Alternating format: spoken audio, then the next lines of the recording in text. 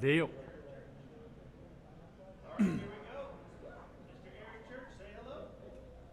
Hey, Eric, how Hey, are you? First of all, you look sensational, so congrats on that. thank you. And I just wanted to know if you could expand or comment a little bit on your acceptance speech. A few of the moments.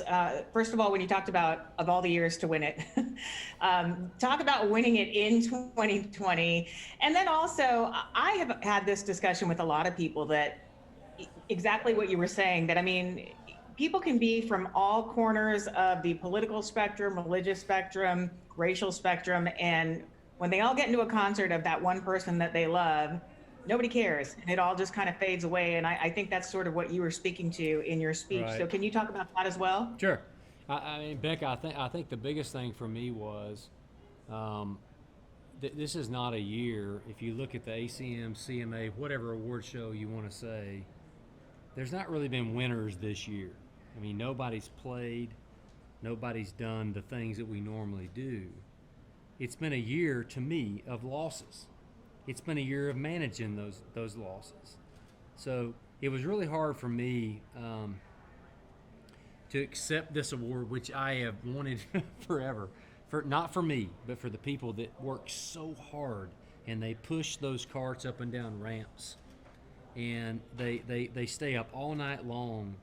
The guys that are not me or the band, but the guys that put us on stage. So for me, the hardest thing was to stand there in 2020 and understand that you win that award. But this year is more about what the losses are. And it's about loss of life, which I said on stage. It's about loss of education for your kids. It's about loss of time playing. It's all those things. But I really meant what I said, that we were in a room together as country music on this night, live, and that's not happened this year. So I think that was a win for country music, and I think it was a win for where we're going to go in the next year or two. Well, congratulations. Thanks. This is, first of all, it's on. This is fucking weird. All right, Allison, you were up next. Okay, Eric, you and I both know I how. can't tell who's talking. Hang on. Raise your hand. Who's talking? Right here. That guy. I Right got here. you. I got you, Allison. Okay. You and I both know how passionate your church choir fans are. So, was it in any way disappointing for you for this to be the one year that you win it? You win the big grand finale, but they're not physically there in the room, and for you to thank and say, like, you guys put me here? Or do you feel like, we all heard it loud and clear just because it was on TV? Yes and no. Yes, that they weren't there to embrace it, and no, that we're going to be it's going to be music that brings us out of this. I promise. It's not going to be politics. It's not going to be sports. It's going to be music. It's going to be people that can gather their people, and whether it's vaccines or masks or however we do this thing. That is how we're going to leave COVID in the dustbin of history. So for me, yes, I would have loved to have celebrated with them, and no, because we're going to be the ones that carry this to the next, where COVID doesn't exist. God willing. Thank you so much. All right, and we've got time for a few more questions. Holly with hits.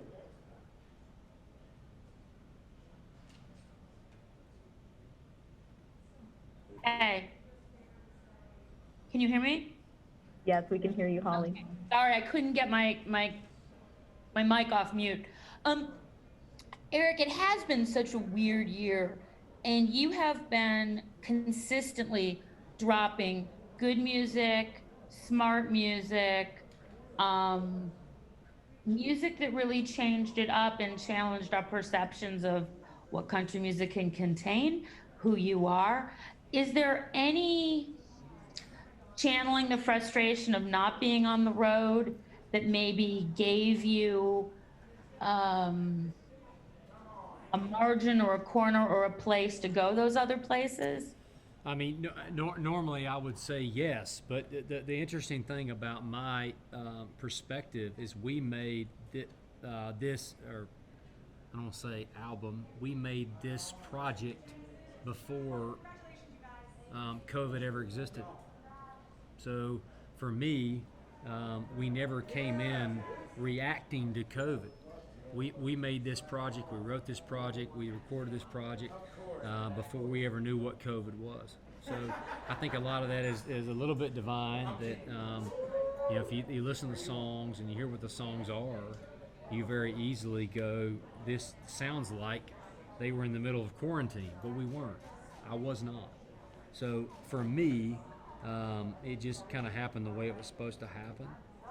I did not make this album after COVID happened. I made it before.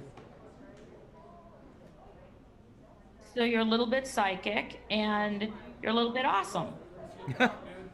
I'm probably less awesome and more psychic, maybe. Is there anything, because we obviously haven't heard the whole album, is there anything that you hope or wish that we can take forward? Yeah, I think the big thing is, I mean, again, what I said tonight, it's all about everything we see in daily life is about division. It's about where you line up. Music has nothing to do with division. Music is about unity. It's about uniting. And I truly believe in my heart that music will bring us out of all the shit we're in right now. So for me, it's all about music. It's about putting your arm around the guy next to you. It's about having that moment that you can share, regardless of what your politics are, regardless of what your favorite freaking football team is. I think that unity is what makes us American. It's the most patriotic thing in the world, and it has nothing to do anything other than the love of music. And that's, you know, what I tried to convey, even though I was pretty shocked on stage tonight, but that's what this is. We have time for 2 more questions. The next one is going to go to Matt with the Tennessean.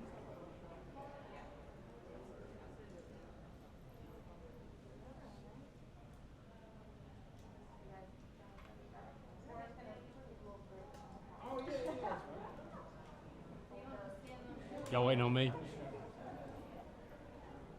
Nope, we're waiting for Matt with the Tennessean. The hell is Matt? I'm looking for him here. Hey, can you hear me? Yeah, where are you, Matt? Sorry, I'm here. Hey, I'll turn my camera on. Can you see me now? There you are. I got you, man.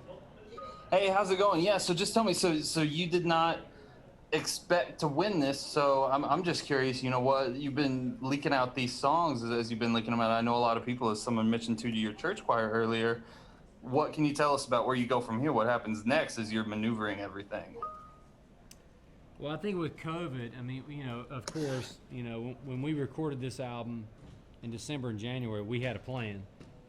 And then COVID happened. I would say that where we've been fortunate is we recorded almost 30 songs in that time. You know, let creativity lead. Didn't know that COVID was coming. So for me, it's been about when do we put the songs out, when we put the albums out, and we've slow played a little bit, to be honest. But I think around the March, April, May time that we'll start to get back to what used to be normal for us, and I believe that will start to be normal for all of us, for touring, for our daily life. Third, fourth quarter is going to be a fucking great thing. Congratulations. Thanks. Thanks, Matt. We've got one final question for the press conference. Steven with ABC Radio. Hey, Eric. Congratulations. Hey, Steve. I've gotten to be in the middle of the church choir quite a few times and meet those people. So sorry. No, I mean, there are a lot of them. Joke. And they literally live to come and work to come see you. So for those members of the church choir who are struggling and chomping at the bit to come see the entertainer of the year, their favorite artist, play, what do you say to them right now in this moment? I would say I cannot wait to play again. I mean, to strap a guitar on. When have we ever seen this in our history that I can't go put a guitar on and play for people. I mean, I'll go busk down on Broadway or whatever. I'm just ready to play. So I think that the greatest thing is COVID has been a disaster in a lot of ways, but it has paused entertainment. It has paused what we do. And I never thought I was a guy that took anything for granted with touring. Because I would look out every night and I would see people with their boots in the air or their drink in the air, and I would try to take a mental picture. And I'll be honest, I might have taken that for granted after COVID because I never thought I wouldn't see it again. And when I can see it again, I will commit my entire heart and soul to it.